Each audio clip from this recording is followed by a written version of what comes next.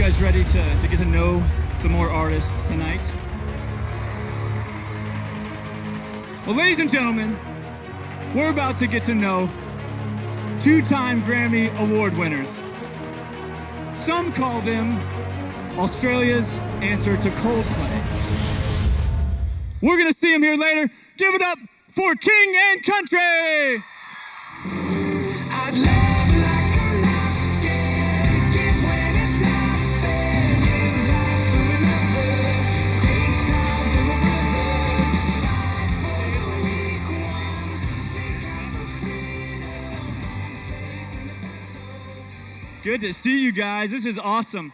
I'm really excited about this setup. We're gonna talk about that here in a little bit. But could you guys first maybe introduce yourselves and what you do in the band? Yeah, well, for those of you who don't know, both Joel and I are brothers. And so we're originally from Australia. Hopefully you can still tell.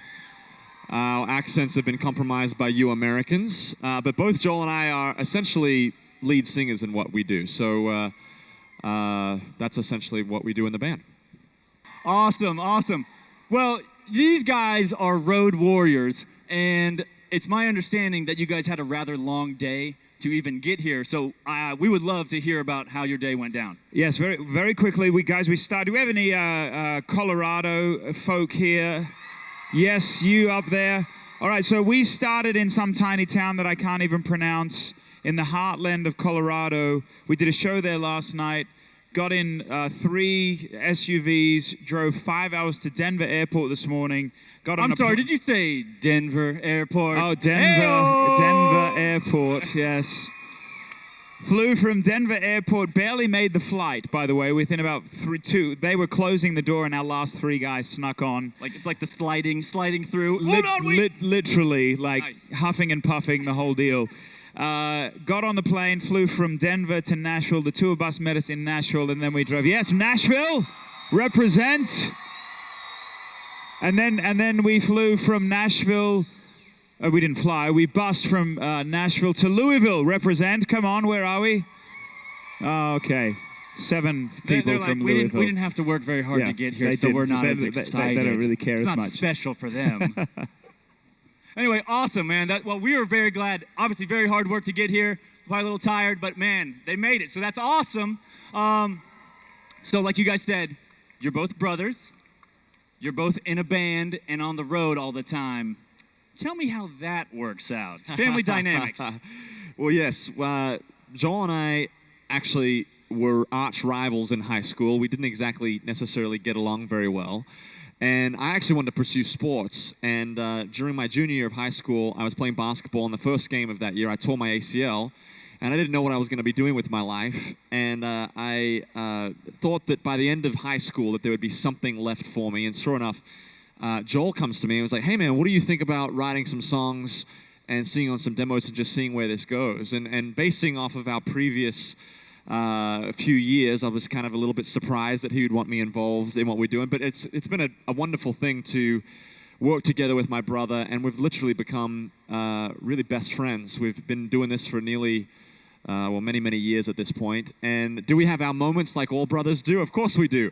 But at the end of the day, we love each other, and we work through it, and it's a good thing. Those are probably actually, you guys probably have like the past, the brother past. Like you can say things, you can be more real than other bandmates because, hey man, we're brothers and we can shake it off in 5 minutes. Whereas that's a great point. Other dudes would hold a grudge and blood is thicker than water. One of the things that is, our dad manages us as well. It's a family affair, but we're not going anywhere. You know, there's a trust there that is huge. Awesome.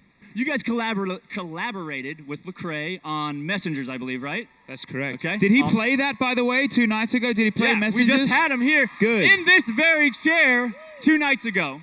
How was that guy to work with? All right, so here's a true story. We actually, on that collaboration, we wrote a song called Messengers about 3.5 years ago, or 2.5 years ago, rather, in Los Angeles, California. Reach Records. Yes, look at you, Los Angeles. I'll try and get a few other states in there before the end. But in the end, Lecrae approached us for his new record and said, hey, I'm working on, do you have any hooks? for this new album. So we sent him a song called Messengers, and he said, I love this. And literally, we were never in the same room together. Luke hadn't even met him. We sent them the tracks, and the next thing we know, we got like a mixed, mastered version back, and we wanted to hit like the "that was easy" button because that was about the easiest production we've ever done, and it was on the record, and we've been thrilled. It's been as far as cyber collaborations go, it was spectacular. That's awesome, man. Thank you, internets. We love you. So you guys released your second album last year, I believe, and it seems like you guys are just getting started. What did you learn, from your first record that you applied and gained some traction on your second? Yeah.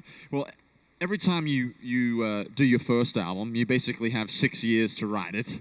And then the second album, it's like, hey, by the way, you've got to be touring, you got to be doing this, you got to be doing that, and then you've got to make an album in the middle of that.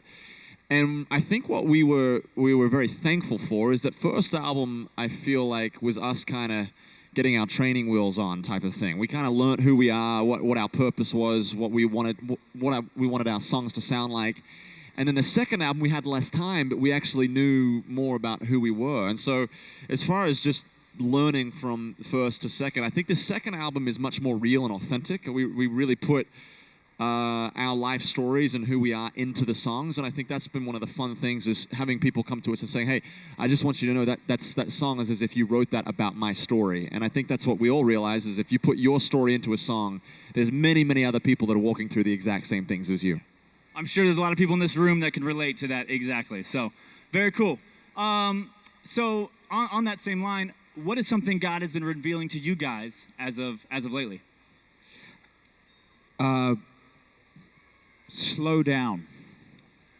Those have been the two words for us lately. I mean, look, and let's face it, we live in a day and age and in a culture more than ever where it's immediate gratification, isn't it? I mean, you can eat whatever you want, whenever you want. You got your cell phone. You can lay in bed. You can search around the globe. I mean, and what I've found for me is it's sort of muddied my brain a little bit, and God has really been sort of, I felt, impressing on us as a team, but even me individually, saying, hey, unplug for a moment, man. Switch off. And you go through that kind of turbulent, like, I got to get my phone, like, I got to do something. But when you get to the other side, it's sort of like rising above the clouds, and you come out and you're like, that clarity that God affords us. So that, be still and know that I'm God is a big one for us right now. That's awesome.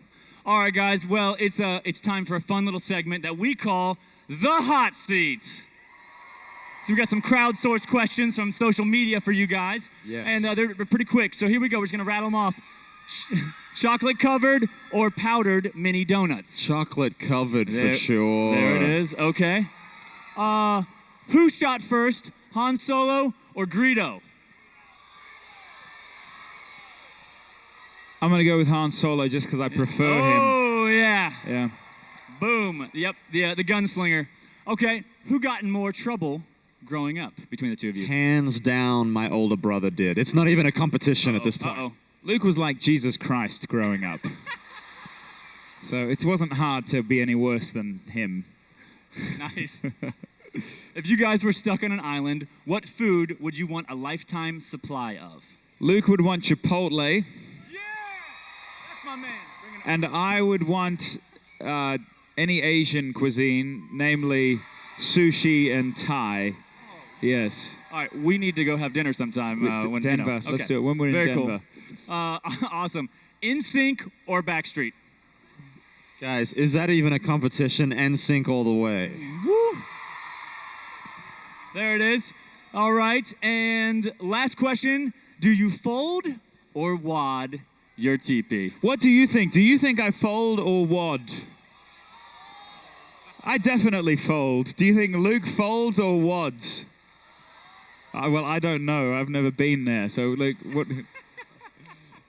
I'll go with wads for myself.